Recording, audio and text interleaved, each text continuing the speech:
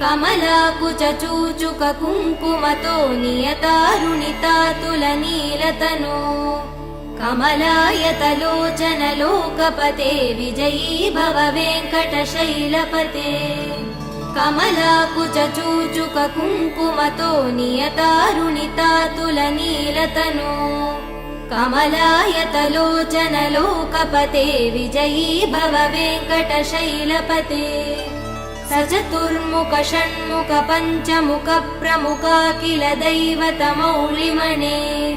शरणागत वत्सल सारनिधे परिपालय मां वृषशैलपते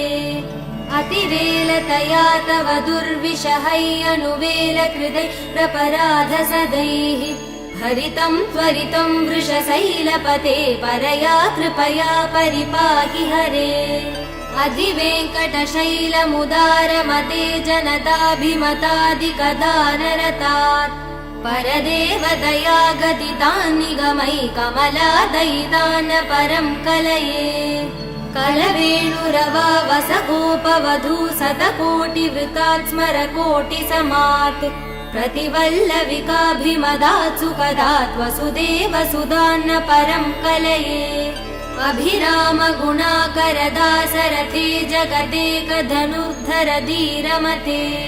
रघुनायक राम रमेश विभो वरदो भवदेव दया जलते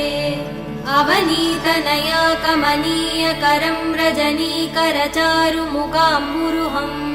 रजनीरजराजतमो मिहिरं महनीयमहं रघुराममये सुमुखं सुहृदं सुलभं सुखदं स्वनुजं च सुखाय ममोघचरम् अपहाय रघुत्वहमन्यमहं नत कञ्चन जातु भजे विना वेङ्कटेशं ननाथो ननाथः सदा वेङ्कटेशं स्मरामि स्मरामि हरे वेङ्कटेश प्रसीद प्रसीद प्रियं वेङ्कटेश प्रयच्छ प्रयच्छ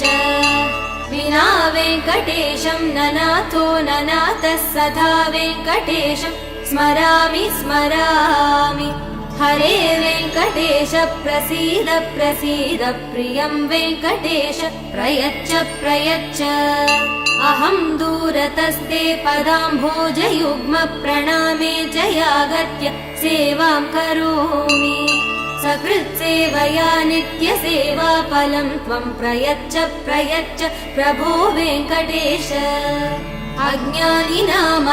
दोषान् शेषान् विहितान् हरे क्षमस्व त्वं शेषशैलशिखामणे अज्ञानिना दोषान् शेषान् विहितान् हरे क्षमस्व त्वं शेषशैलशिखामणे।